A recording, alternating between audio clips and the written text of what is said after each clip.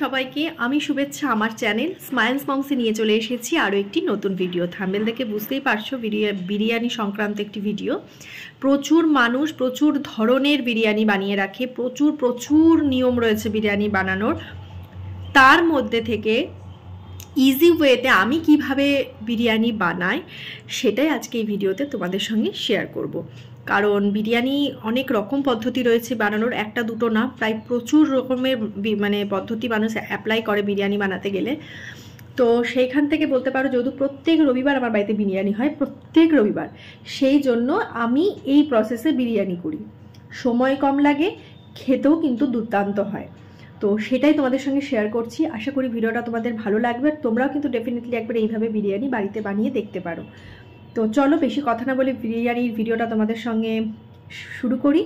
আর যদি ভালো লাগে অবশ্যই কিন্তু একটা লাইক করবে আর একটা কমেন্ট করবে। আর যারা এখনও স্মাইলস মম চ্যানেলকে সাবস্ক্রাইব করোনি তারা কিন্তু স্মাইলস মম চ্যানেলটিকে অবশ্যই সাবস্ক্রাইব করবে। তো আমি একদম স্নান করে চলে এসেছি, আমার একদম এখন ভেজা চুল, একটুখানি চুলটা শুকিয়ে একদম সোজা রান্নাঘরে গিয়ে তোমাদের সঙ্গে আমি সমস্ত কিছু শেয়ার করছি। চলো সাথে থাকো। তো প্রথমেই রান্নাঘরে এসে যেটা করেছি, চালটা ধুয়ে রেখেছি আর হাঁড়িতে গরম জলটা বসিয়ে দিয়েছি। আর এখানে বিরিয়ানির সমস্ত কিছু কেটে কুটে রেখেছে মাসি। জলটা যখন গরম হবে এর মধ্যে দিয়ে দেব গোটা তেজপাতা, স্টার অ্যানি, গরম মশলা গোটা মানে দারচিনি, এলাচ, লবঙ্গ আর লবণ। আমাদের এখানে দুজনের বিরিয়ানি হবে আর কি, সেক্ষেত্রে আমি 2 চামচ লবণ দিয়েছি আর অল্প পরিমাণ সাদা তেল।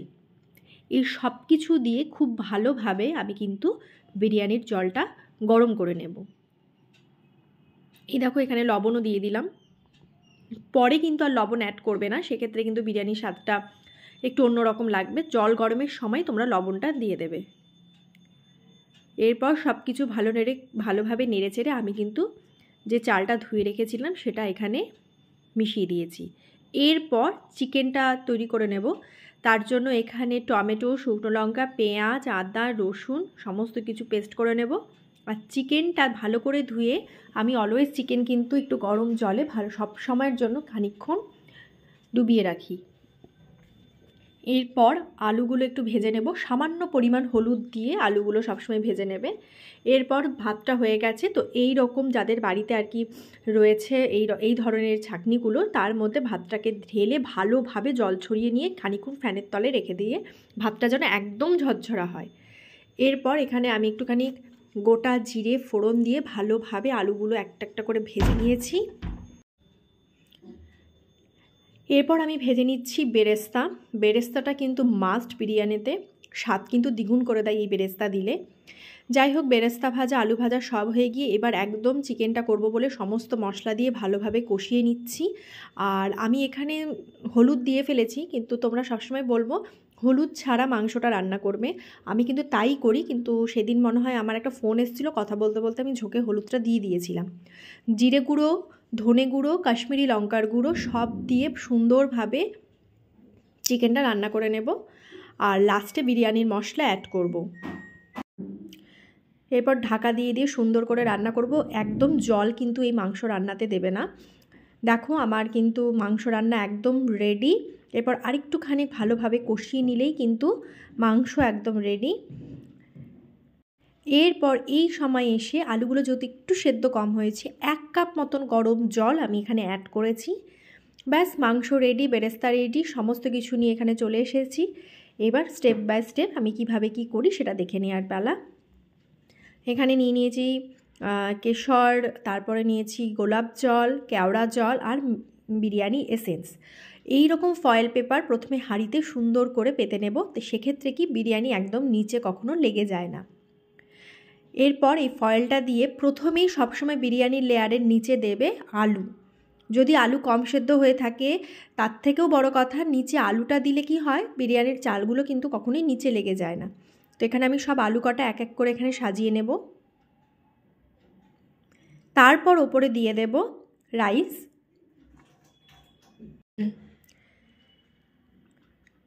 রাইস দেওয়ার পর এরপর ওপর থেকে দিয়ে দেব বিরিয়ানি মশলা, দিয়ে দেব হচ্ছে বেরেস্তা।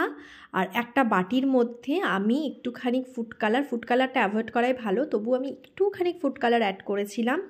মিঠা আতর, বিরিয়ানি এসেন্স, কেওড়া জল সব অল্প অল্প করে দিয়ে দিলাম। আর এই যে ফুড কালারটা খুবই অল্প পরিমাণ এখানে লেগেছে, কিন্তু দেখে মনে হচ্ছে অনেকটাই, একটুখানি কালারটা ভালো আসে এই জন্যই আর কি দেওয়া। সমস্তটা এইভাবে দিয়ে এরপর ওপর থেকে এখানে বেরেস্তা দিয়ে দেব